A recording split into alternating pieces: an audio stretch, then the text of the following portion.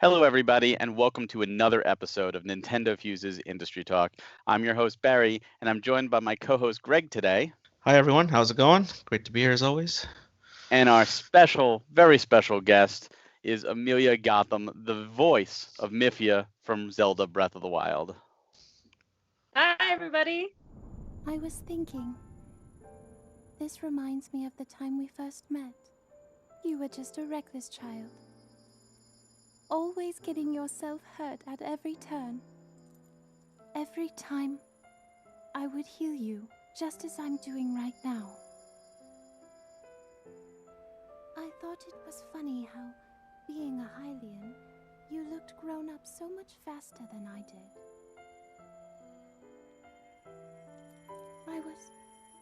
I was always willing to heal your wounds, even back then.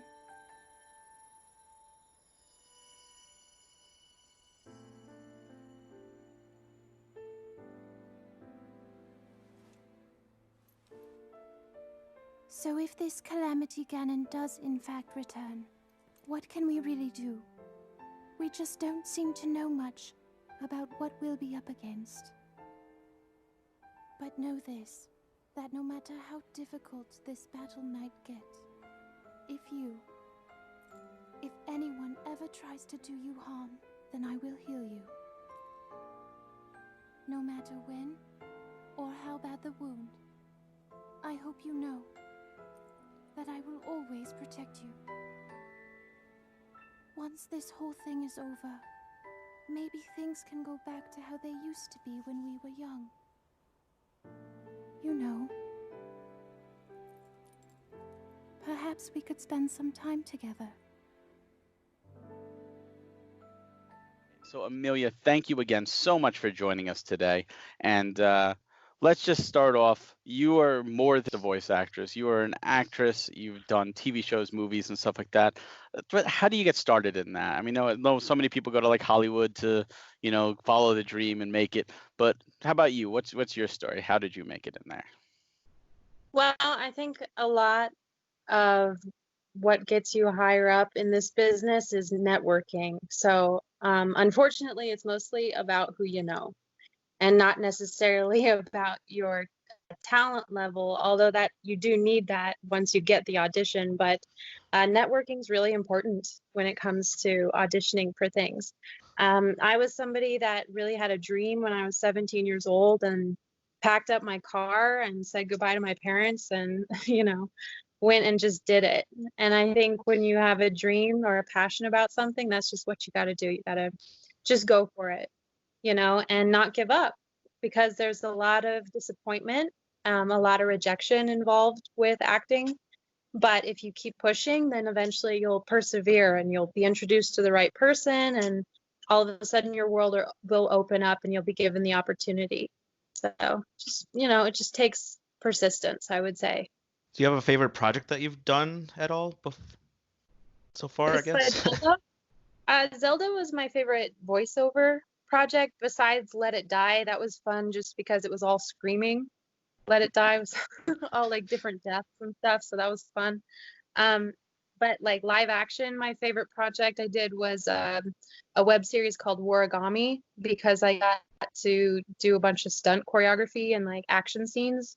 And ultimately, that's why I moved. I wanted to be a stunt person first, and then moved into acting. And so it was really great to like learn a bunch of stunt choreography for that. And it's a really funny, not very serious web series, but it was fun for sure. I hear so many people, I want to be an actor, I want to be an actress. I don't usually hear people say, I want to be a stunt person. Like every time I see those stunts, I'm like, I could never do those. So mad props to that, because that is difficult. Yeah, I mean, I've always been pretty physical. Like I was a dancer for most of my life, and so like being athletic has always been a part of my passion. So anything where I get to wield a gun or kick some ass in a web series is great for me anytime. Now, are you gonna, you think you're gonna stick around with that, or has has some of your acting roles actually changed your perspective, and you say, you know what, I'm gonna dabble in both, or I really want to shift focus and do more voice acting or stuff like that? Well, I love voice acting because it gave me a different challenge. So much in live action is concentrated on a look or a specific movement. And in voice acting, there is no look that you can give. Everything has to be conveyed emotionally through your voice. So it was, for me, getting started in voiceover was like a brand new challenge, trying to convey something without being able to, squint or smile or convey an emotion that way. So I've enjoyed pursuing that part of it for sure.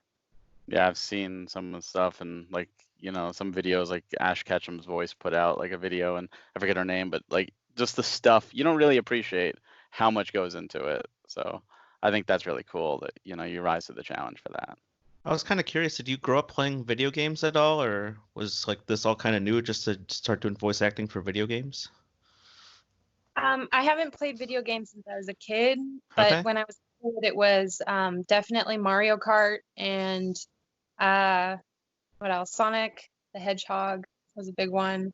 When I was a kid, I didn't have a Game Boy though. I just had the what did I have? Sega, right? The Sega Yeah, Genesis. Sega Genesis, yeah. Sega Genesis. That's what I played when I was a kid. So why haven't you continued playing? I mean, obviously your career comes first, but you come home, relax. I don't know. It's just never been something, I'm always doing things. Usually I'm working like 12-hour days. Los Angeles is just such a hustle, like constantly a hustle. So I don't know. I just never got back into it. But I would love to play Zelda for sure. It looks like an amazing game. It looks like so much fun. So But Yeah. you haven't even touched Breath of the Wild? no. Yeah, I was just kind of curious, like, oh, I wanted to see how my voice actually turned out in some of these games that I've done, and like obviously Zelda, and I know you've done a few other voices as well. So I was just pretty curious if you like actually listened back to see how it came out or how it was portrayed or all that. But, Yeah, I mean, I've watched the cutscenes like okay. on YouTube, but I've never actually sat down and played the game, unfortunately. Okay. Hey, you're busy churning out more great content, and I mean, a lot of people look at acting and they think, hey, you know what, that looks fun, like, or looks like fun. It's gonna be easy, and I'm gonna kick ass, and I'm gonna be on TV. But you mentioned it, 12-hour days. I mean, a lot of it is grueling. A lot of it is a lot of work. So with voice acting, do you still do those 10 to 12-hour days, or is it shorter sessions, or like how did it work with that? I had a really great mentor when I first got into voiceover acting, and he told me that voice acting, a lot of the same voice actors are doing all the roles, all the games out there. You have Troy Baker, Travis Willingham, Laura Bailey. Like these are the cream of the crop, and they're the reason that they are always getting all the roles is because they are constantly working. So if you want to put yourself in that same category, you're going to have to practice every single day, because voiceover is all about nuance. And when a casting director is getting hundreds of different voices, what's going to make yours stand out from the rest? It's a nuance. And it's very like fine tuning that nuance in your auditions. So he told me that if I'm not practicing every day, might as well not do it at all, because those people, the top of the top, are doing it every single day. So it's just important to keep that up. But it's a self-discipline, and Yeah. that's not always easy. It's intimidating. Yeah. Just trying to Now, think of work. does a Go on. lot of that come like scripted at all then? Like when you're actually doing it, or even the audition process? Like, is it completely scripted, or you have like any freedoms to make some customizations or changes? In an audition, I don't recommend that. I don't recommend. Okay. Some people do. I mean, if you add a little word here, but like you'd want to stay close to the script. It shows Okay. that you can, and it's kind of like a nod to the writer, like a respect to the writer, not to be changing their words. So That's true. yeah. Was there ever anything you actually did ad lib, or improv, like you just kind of felt a little extra emotion and you threw in an extra word or two, or even an extra, like, change the line kind of deal, and they kept it, or it was everything you did to the script? Well, you mean in Breath of the Wild? Or in Breath of the Wild, or anything, I mean. Yeah, I mean, I'm still- sure I've ad-libbed in the past, but Breath of the Wild, you want to understand that was taken, that was written in Japanese first. And so all of the English was being written in the booth. Like they were writing words in the booth to try and match what the Japanese said. So I know it's confusing, but it had to be exactly what the English was, because the English was made to fit the lip flaps of the character. Okay. So that's the hardest part of dubbing, is that you have to match the lips of the character and give emotion at the same time. And it has to be in perfect time. So if they give you a beep like 1, 2, 3, boop, and then you start talking, it has to be exactly within the time frame that they give you, or that you have to redo it. So it's very specific. So you can't change anything. You can't like ad lib anything or anything like that. So, Wow. Wow. yeah. That sounds crazy. But yeah, I can say just from my personal experience, you did a great job with those restrictions. Yeah. Thank you. I think my audition for that was very different than what actually ended up being the character, but that was the director's choice. And so, I think she came out just right, in my opinion, now that I see what she was, because you got to understand too, like we had no idea what we were recording. They didn't tell us it was Zelda until way later, and everything was, you're signing non-disclosure agreements and making sure that we didn't talk about it or anything. So we didn't even know what we were in while we were doing it. Oh, wow. Yeah. Yeah. That's pretty crazy. You worked with a company, Nintendo, who is known for not using voice actors. In fact, most of their games do not have any voice acting. Breath of the Wild being one of the very first, especially one of the first major games that doesn't use like Charles Martinet. So what was that like? Like, even though you didn't know you were working on Breath of the Wild, but like especially after you found out, like what was it like working with a company that's not accustomed to this? I mean, I worked with the creative side, not actually the game makers or anything. So to us, it's kind of like just another day of work. All the creative people, like the director, and they were hired by Nintendo, and they were all very, very professional people who do this all the time. So to me, I guess to answer your question, it was just kind of like another day of work, you know. And I don't play video games, so I didn't really understand, how big that was that they were finally voicing this game. Yeah. I do now, but I didn't. Now that you know that this is such a big deal, now you realize the gravitas of the situation, what has the aftermath of pretty much all this, like realize, oh wow, this is the first voice Zelda game, this is a historic franchise that's over 30 years old, almost 35 years old at this point, and here you are playing a major character in a major franchise for the first time ever, voice in this type of thing. What was it like, the aftermath? And it was especially after you guys found out, oh my God, we're doing Zelda. It's been amazing. I've just been honored. Honestly, I just feel very privileged to be able to have done this. And I know that I put everything into that. I tried really hard to make sure that I did Mipha justice. And so I've just been elated and honored to be a part of the game and to meet people that are so involved with this series and have been since the very beginning. It's been great to talk to fans and be able to be a part of something so big. So I'm grateful for sure. I'm Yeah. kind of curious, did it actually turn into something like else? Like, were you able to like get another position for like another role for another game or another like job? Did anything like people start more approaching you because of Breath of the Wild? Um, Not so much as far as getting more work. Unfortunately, with acting, it's not like a regular job where you like slowly work your way up the ladder. It's like Yeah. one day you're on top and one day you're not, and then you are, and then you aren't, you know. Yeah. Okay.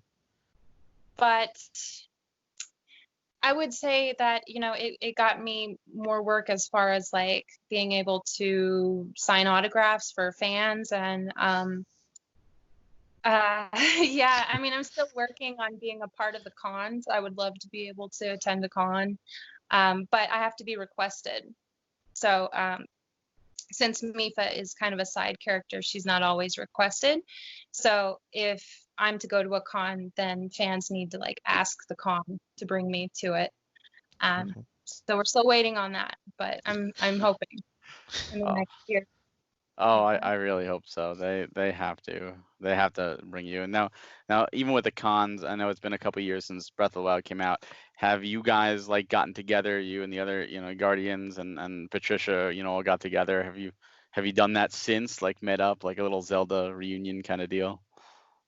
I think that they have gone to cons without me, Oh, and been able to meet up. I haven't. I know Patricia is originally from like Montreal, so she doesn't even live in the United States. So I'm sure it's hard for her to like get down to Los Angeles unless she's there for an audition or something.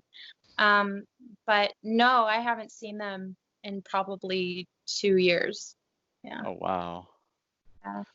So 2 years. That kind of lines up with the DLC, the add-ons for Breath of the Wild. So what was it like, getting that call to say, "Hey, come back. We're adding on contact as new, or content as new voice to record." It was awesome. You know, another payday. It's great. Yeah. Do you need Simple. me again? Yeah, I'll anything you come need, again. I'll be there. How much? Can you double it this time? Now, were all those recordings, were they done in Los Angeles? Was it really convenient for you, or did you have to go elsewhere? No, they were all done in LA. Oh, Yeah, for Mosa, I think. Yeah. oh wow. So that's nice and convenient. Gotta love Yeah, that. it's a really nice studio too. So it's got a really nice coffee bar and all that. So. That's the most important thing. The sound Right. quality, but the coffee bar, now there's where it's at. All right, so if you got the chance to work on any other video game, or another Zelda game, if it comes back, or even just play another character in any video game, would you jump on that? Would you like to Oh, expand that? yeah, of course. You know, I love video games are just like movies, you know. Actually, you know, their scripts are like 1,000 pages long sometimes, so they're even longer than a feature film. You know, the DLC that I recorded for Mipha, I actually had more lines, um, so that was more fun. You know, so I would love to, you know, have another role in something that has maybe a bigger part. But yeah, I'm up for anything. So if Breath of the Wild 2, you heard it here, have you maybe you've gotten a call about that? Is that something we could talk about, or have they not reached out to you with You know as much as I do, Barry. that? So, she is not alive. You know, she's a dead Yes, character. but that But has never stopped. Yeah, Or the coming new back. game could always be a prequel where you would have actually be alive. So you never know. Ganon's coming back, right? At least it appears to be Ganon coming back in that trailer. I don't know if you've seen it or not. I have. It looks awesome. But I don't know. You know, with everything that's going on right now, that if they are, it might be postponed for a while. Who knows? Yeah, The state of the world right now is just kind of everything's up in the air, and nothing is certain right now. So. that's But true. Yep, very true. Is there any projects you're currently working on that you want to share about? Like anything that's upcoming that at least people might be able to research or find more about? I just recorded like a book on tape. That's the last thing that I did. It was a new novel about Van Gogh. Oh, So I had to do like it was like a Scottish accent, which was fun for a whole book. And so that's the last thing I did. But unfortunately, because of COVID-19, everything just was completely stalled. So, like you guys, I've just been quarantined for the last 2 months, just trying to keep up practicing with VO, and that's about it, you know. Hopefully in the next couple months, you know, but auditions will come back in. But yeah. It seems like a perfect time for you to give Breath of the Wild a try, you know. Yeah. Maybe I'll try it. We'll see. You know, it's worth it just to hear your voice, you know. You of course can cheap out and just, you know, record your voice and play it back and go, cool. The rest of us, we got to play Breath of the Wild. So with obviously the future completely uncertain, what would be your dream like role? Like if the phone rang right now as your agent said, "Hey Amelia, I've got this role for you." What would you want that role to be? I mean, there's a few great directors that I've always dreamed of working with, like Stanley Kubrick or Martin Scorsese, Tarantino. I would love to do a Tarantino film, you know, just something crazy and bloody and like weird. Kill I would Bill love. I told that I look like Uma Thurman a lot, so I could do that. It'd be fun. Yeah, any kind of action oriented role, I'm in. I love that stuff. So Yeah, there's not, you know, there's not a lot of, you know, women in the action stunt field. So have you done any like stunt work, or would be willing to go back to the stunt work at this point, or would you rather now, you know, be on the front, you know, center screen? You know, I'm sure if Scorsese said, "I want you to be my stunt woman," you'd say, "Sure, no problem." But I'm sure you would rather be the leading lady. yeah, for sure. For sure I would. And I'm getting a little old to do stunts right now. So, you know, you get up in your 30s and things hurt the next day more than they did when you were 25. So Yes, I think we all share those sentiments here. If you had a message, you know, like obviously, you know, there's a lot of children that also played Breath of the Wild as well as adults, but a lot of children, a lot of, you know, young girls definitely looked up to the female characters, and obviously Zelda's the titular character, but you know, Mipha was just there as such a strong character as well, especially with the whole brother sister relationship.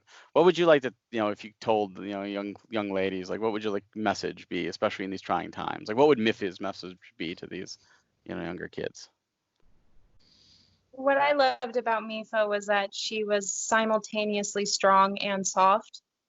And I think that nowadays girls are told you have to be one or the other. Like if you are in any way feminine, that's looked down on as a weakness. Um, and I think you can be both. I think you can be very strong and you can be feminine at the same time, and there's nothing wrong with that. That I believe her character emulated that she was both, and you can be both. And to believe in yourself and to trust yourself and love your family. You know, I think family is the most important thing, especially in these times. And I don't know, quarantine has definitely shifted my priorities to my family. Yeah, so it's a weird time to be alive right now, but I think we'll all get through it, and I think we'll all be better for it and learn some lessons at the end of it, you know. So I hope so. That's me too. definitely a powerful message right there. So I will say this, and you know, pretty much this is almost universal. Everybody that I've talked with that has played the game, your voice is probably the most heard because of Mipha's ability to be able to bring us back. Like every time you die, she comes back. So your voice is, you know, always there. And I think the majority of people have heard you the most. You may not be as famous as, you know, Zelda and Mipha is a more minor character, but you were definitely the character I heard the most in my playthrough. I don't know if you've heard that before, like, you know, because these other people I've said like, oh, you know, I'm going to be interviewing you, and they're like, oh my God, she saved me so many times. It was like almost the immediate response, like, oh, she's like my savior, you know, I needed her. When the game first came out, like, wow, 2 years ago now? 3 years? 3 2 years years ago. ago. Yeah. Three It was years ago. 2017. Yeah. Um, we all went on and we're looking at Twitter and seeing what the fans had to say, and like, there's a lot of hate out there. A lot of like people hated it. A lot of people loved it too, but I only read the bad comments and stuff, of course. Um, but that's really funny that I did not know that I was the voice you heard most in that game, or more often than the other ones. But I don't know. It's funny. I don't know if everybody shares the same opinion that they like Mipha. Oh. Well, did you watch? I don't know if you watched the Game of the Year awards, or the Game Awards in 2017, in December 2017. Zelda took home the big award, and had the big Yeah, presentation for the DLC. Did you watch that? I did. Yeah, we were all like, jumping up and screaming at the TV, like, yeah, it was great. Yeah, It's that cool. was how did that feel? I mean, granted, the award was for everybody, including you. But how did it feel to be a part of a Game of the Year award winner? Like, just looking back, like, wow, we have that trophy. You have a part of that Right. trophy. I mean, it's an amazing feeling. You asked me at the beginning of this interview about what it takes to succeed as an actor. And when you get something like that, you feel a lot of validation. You feel that, like, all the hard work, all the practice, the 12-hour days, like, wow, it was worth it, Now what? You get that and you have to go Yeah. back to practicing, but you know, that makes it all worth it when those things happen. You ever Yeah. put that on your resume? Like, Game of the Year winner. Next to Zelda, like, it's not an No, Oscar, but now that you mention that, I'm going to now. you should. I mean, if you want, the Oscar nominated, or Emmy nominated, or Emmy winner or Oscar winner, like, it's always put there, like, in parentheses. Well, Game Award winner. You were there. You're a part of it. Yeah. Well, is there anything else you would like to say to the fans, those that love Zelda? Like, I'm a Zelda fan. I've been my whole life. It's a very important franchise to me. Greg here is also a Zelda fan, Yep. huge. And so many of our listeners are. It's one of Nintendo's, top two franchises. Many people look to it, especially in times of uncertainty. I looked to Breath of the Wild during a very dark point in my life, and it was really a big help to cope with it. My mother was actually dying when I was playing it, so it was really like a lightning rod, like a beacon for me to go through. For all those fans out there that love Zelda, love everything Zelda, want to see all the characters come back, or just looking for a little bit of that positivity through the dark storm, what would you say to just the Zelda community and the gaming community in large? Well, I think there's a lot worse ways to cope than playing a video game, and so hold on to your fantasy and don't be ashamed of it. It's perfectly fine to play a video game and cry through it if you need to. That's what movies were for me growing up. I didn't have an amazing childhood, and but I could lose myself in the story. I could lose myself in movies. And I'm sure it's the same way that people get lost in Zelda. And it's perfectly okay. And nobody should make you feel ashamed of that. No, we do what we need to do, right? Absolutely. All the Yeah. Zelda fans that I've met have just been just wonderful, wonderful people. And, I just feel truly honored to have been a part of this game. And I'm happy to give autographs for free if anybody wants one. I'm just charging like shipping for that because I'm not trying to make a profit, especially during these uncertain times. I want people to be happy, and maybe it's just a small thing that I can do to brighten somebody's day. So yeah, I just hold on to your fantasies and your dreams, and don't listen to people if they tell you it's stupid, because it's not. That was beautiful. And I can attest, I did reach out to you, and you did send me a beautiful autograph litho that I would be framing and putting up in my game room. And now it's even more special because I had the time to sit and talk with you. So I do thank you again for that. Well, you're welcome. Have a very powerful message to deliver and everything. So it's been a really great interview. It was great having you on. Thank you. It was great to be here and to meet you both. Now, for anybody that wants to follow Amelia, you please go to her Twitter. Her Twitter is at Gotham_Amelia, and her Instagram is _Gotham Girl.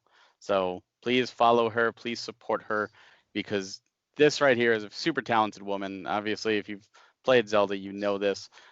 Check out all her other work and follow and support. For any more interviews like this and other gaming news and reviews and podcasts, please go to NintendoFuse.com, and you can follow us on YouTube at NintendoFuse. Greg, thanks for joining me today. No problem. Great to be on. And absolutely, Amelia, it has been an honor and a pleasure. Thank you for being here. Thank you guys so much. It was a pleasure to meet you, Greg and Barry. Guys, have a great night, okay? Absolutely. Everybody out there, thank you so much. Please stay safe. Have a wonderful night and take care.